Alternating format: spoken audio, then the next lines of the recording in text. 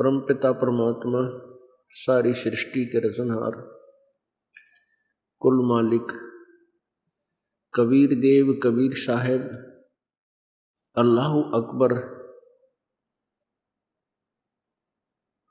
इस सर्वशक्तिमान परमात्मा की असीम कृपा से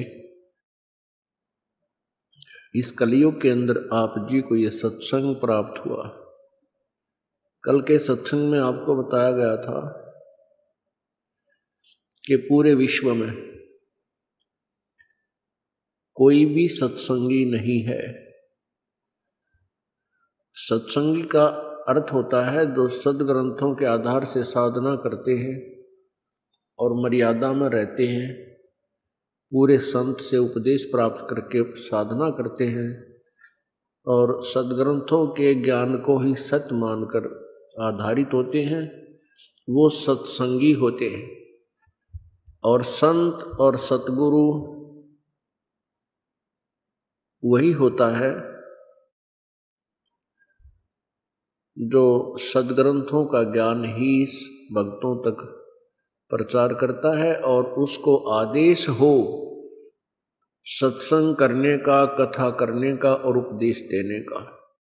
ये सारी मर्यादाएं, सारे ही पॉइंट जब मिल जाते हैं उस समय ये भक्ति और मुक्ति का कार्य सफल होता है, अन्यथा व्यर्थ प्रयत्न ही रहा है। उसके विषय में परमात्मा हमें बताते हैं कि एक सत साधना को छोड़कर अन्य जो उपासना करते हैं उनसे इस जीव का कल्याण मोक्ष नहीं हो सकता। उनसे अन्य लाभ हो जाते हैं, जैसे कोई हठ योग करता है, तप करता है और अन्य मंत्रों से उपासना करता है। अन्य मीन जैसे ओम मंत्र का ही जाप करते हैं, अन्य और कुछ नहीं करते, वो ये ब्रह्म तक की साधना है। और वेदों के ही मंत्रों से अपना अन्य अनुष्ठान करते हैं, वो साधना भी इनकम्प्लीट है, अधूरी साधना है, वो भी सत्संगी नहीं है। पूर्ण मोक्ष के लिए पूर्ण गुरु और पूर्ण मंत्र, वो तीन नाम का मंत्र हो, अधिकारी से प्राप्त हो और श्रद्धालु भी तन मन धन से समर्पित हो करके परमात्मा के ऊपर समर्पण करके सच्चे हृदय से प्रभु की आराधना साधना करे तो मोक्ष आसानी से संभव है, दुर्लभ नहीं है।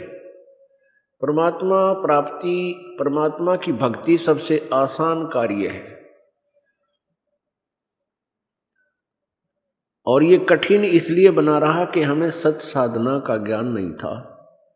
सत साधना का ज्ञान न होने के कारण हम अपने ही मनमुखी तरीकों से, दंत कथाओं के आधार से, काल प्रेरणा से अन्य साधना करते रहे। जैसे कोई खड़ा होकर तप करता है, अब वर्तमान में एक नाटक सा करते हैं ये संत, जिनको बोली जनता संत साधु भक्त कहती है। अब जेठ के महीने में 41 दिन 3 घंटे प्रतिदिन दोपहर के समय 11 से लेकर 1 बजे तक अंदाजा सा, ये इस समय में धूने लगा करके 5 धूने यानी 5 स्थानों पर आग जला के थोड़ी थोड़ी सी दूरी पर, और उसके बीच में तपस्या करते हैं 3 घंटे। सूर्य की धूप इतनी होती है और ऊपर से ये अग्नि को चारों तरफ जलाकर उसके बीच में विद्यमान है, तो जनसाधारण ये सोचता है कि ये बहुत बड़ा भक्त है, कोई महात्मा पढ़ा है तो बहुत ही अच्छा महापुरुष है। तो पुण्यात्मा, यदि उस महापुरुष को, उस संत को ऐसे भगवान मिलेगा तो हम तो वंचित रह गए जो ऐसी क्रिया नहीं कर सकते। तो उसके ड्रामे को देखने से हमें क्या लाभ होगा? जैसे कोई व्यक्ति लड्डू खा रहा है और हम देख रहे हैं, तो हमें उसके देखने से क्या लाभ होगा? या तो हम भी लड्डू खावें, कोई प्रबंध करें जिससे लड्डू प्राप्त हो। तो पुण्यात्मा, पहले तो ये देखना है कि वो लड्डू खा रहा है या राख खा रहा है। सबसे पहले हमने ये निर्णय करना है कि वो साधना जो कर रहा है वो शास्त्र अनुकूल है या प्रतिकूल। यदि वो शास्त्र विरुद्ध है तो वो राख खा रहा है, लड्डू नहीं खा रहा, अर्थात वो यथार्थ साधना नहीं कर रहा। गीता जी अध्याय नंबर 16 के श्लोक नंबर 23 में कहा कि शास्त्र विधि को त्याग कर जो मनमाना आचरण करते हैं, अर्थात मनमानी पूजाएं करते हैं जो शास्त्र विरुद्ध है, तो उनको न कोई सुख होगा और न ही उनकी गति होती है, न ही उनको कोई सिद्धि प्राप्त होती है, अर्थात व्यर्थ। तो सदग्रंथ हमें क्या बताते हैं, ये आपके सामने अब रूबरू किए जा रहे हैं। प्रत्येक सदग्रंथों के अंदर आते हैं पवित्र कबीर साहिब जी की अमृतवाणी, जो 5वां वेद है, और उनसे परिचित उन संतों की अमृतवाणी जो परमात्मा का साक्षात्कार कर चुके हैं। ये सभी 5वां वेद है। और 4 वेदों से आप परिचित हैं, ऋग्वेद, यजुर्वेद, सामवेद और अथर्ववेद, और श्रीमद् भगवत गीता, और ये 18 पुराण है। 18 पुराण वैसे एक ही बोध है जो ब्रह्मा जी द्वारा दिया गया ज्ञान है। उसी ज्ञान को सुनकर आगे अन्य उनके वंशजों ने कुछ अपना सिद्धांत, कुछ अपनी सोच उसमें मिला करके अपने अपने वक्तव्य को और उनके आधार से कुछ और मिश्रण मिक्स करके अलग से 18 पुस्तक बना दी।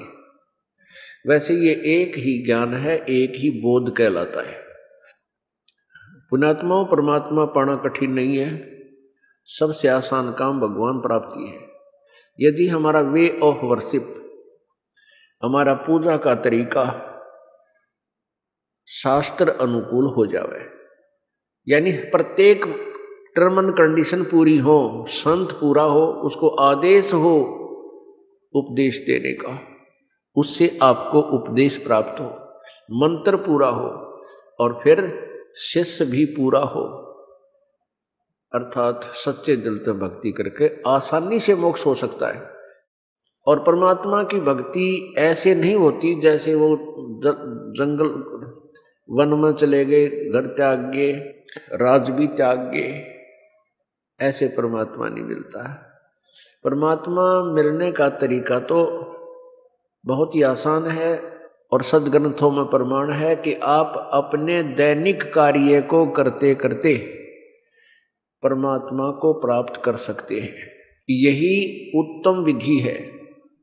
गीता जी अध्याय नंबर 3 में लिखा है कि अर्जुन, कर्म सन्यासी से कर्म योगी उत्तम है।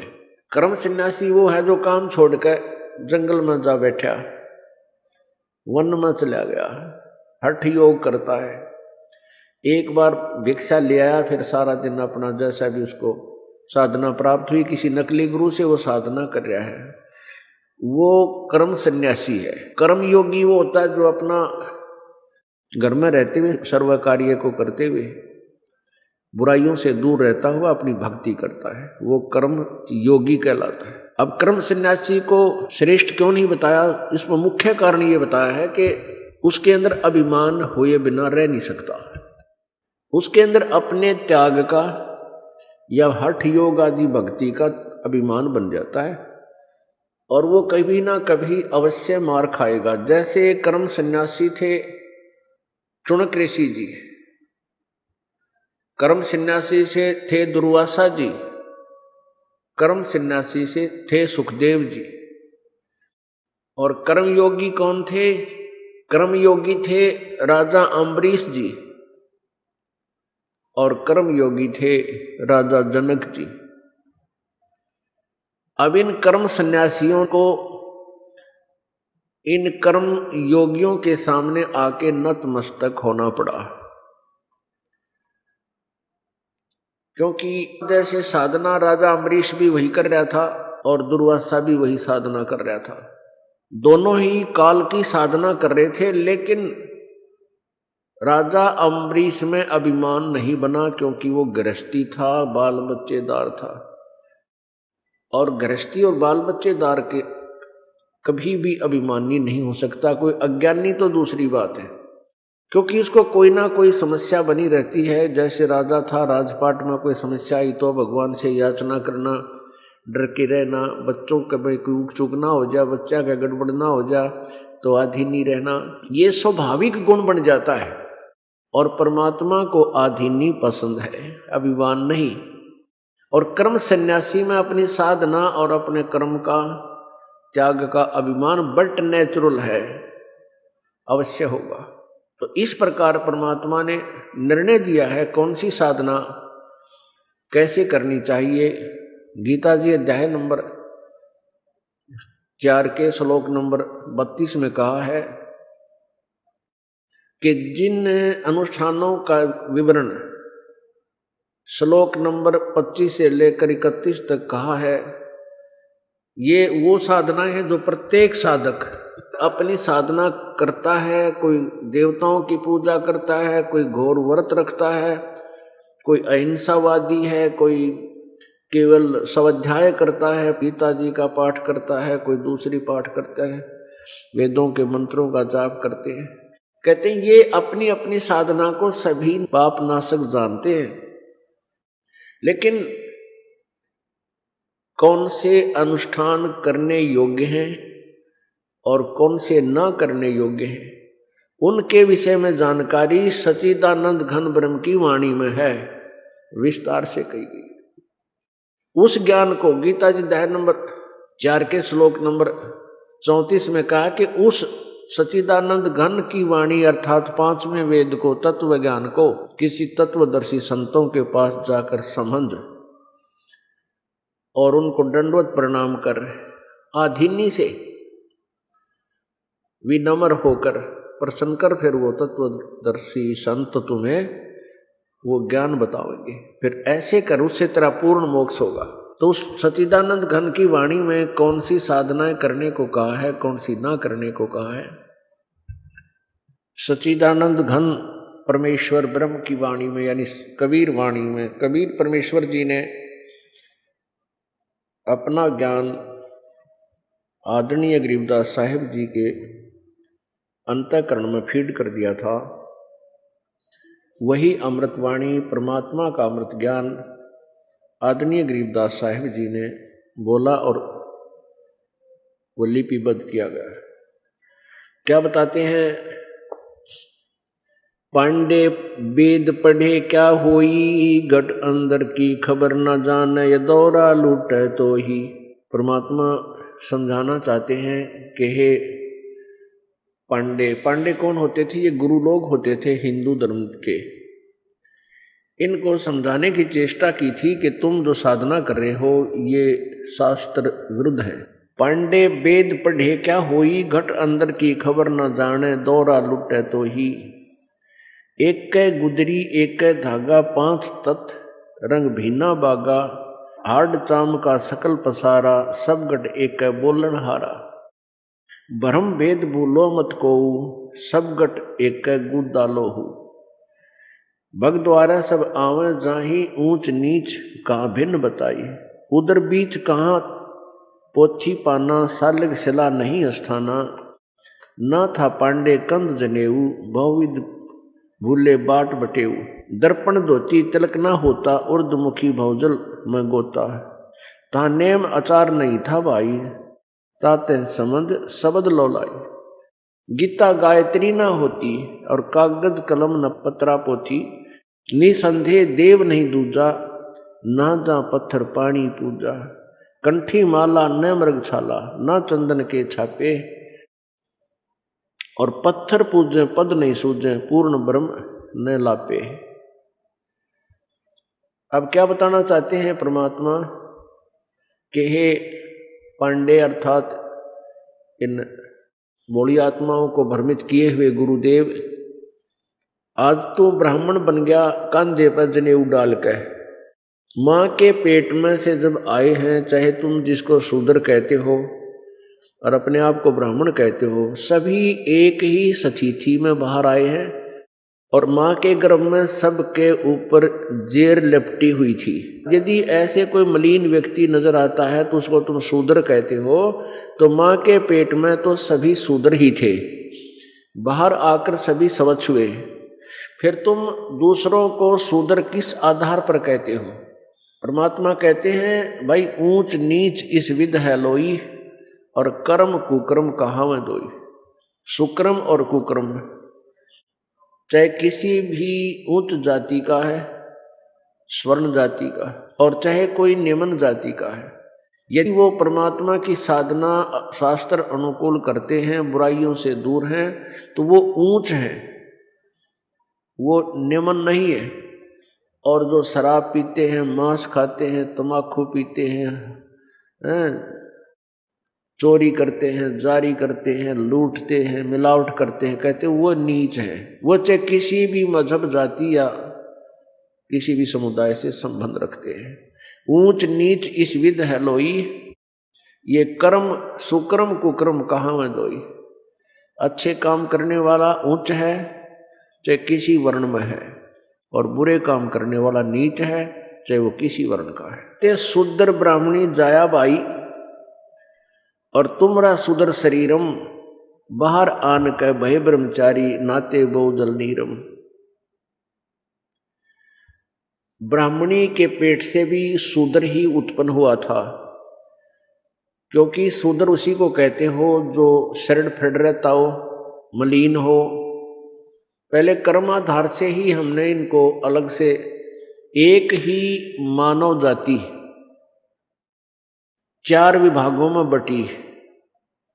सभी प्रारंभ में एक ही भाई बहन थे, एक ही परमात्मा की संतान थे, एक ही पिता की संतान थे, ब्रह्म की और दुर्गा की। आगे फिर ब्रह्मा से अलग संतति चल पड़ी अलग से, और विष्णु से अलग, शिव जी से अलग। तो परमात्मा ये बता रहे हैं कि जैसे जिन्होंने सफाई आदि का कार्य प्रारंभ कर दिया, अपना बांट लिया करते हैं घर के काम में, कोई खेत का काम करता है, कोई घर का संभाल लेता है, कोई मजदूरी पर जाता है, तो कोई दूसरा काम कर लेता है। तो उस तरह विभाग बन गए हमारे। फिर कर्म जैसा जिसका था, जैसे कोई सफाई करता है, झाड़ू देता है, या फिर जूते बनाते हैं। पहले क्या करते थे, अपने आप मृत प्राणियों पशुओं के चाम उतार कर लाते थे, स्वयं ही उसके जूते उसको साफ करते थे, सुखाते थे अपने घरों में। तो उनके घरों में वो बांस उठी रहा करती, मक्खी बनकर लाएगी। स्वाभाविक था, जो सा कर्म है वह वैसे व्यवस्था हो ही जाती है। इस कारण से जो ब्राह्मण वर्ग थे, अपने ही भाइयों से जो दूसरे कर्म करते थे उनको शूद्र कहने लगे, और उनसे नफरत करने लगे कि तुम्हारे तो ये मलिन कपड़े हैं, इन पर माखियां बनकती हैं, दूर दूर दूर हो ले, ऐसे करने लगे। तो परमात्मा कहते हैं कि तुम बाहरी आडंबर को महत्व ना दे करके अंतःकरण में झांको। यदि आप बुराई करते हो और वो शूद्र बुराई नहीं करता, तो आप बुरे हो, वो नेक आत्मा है।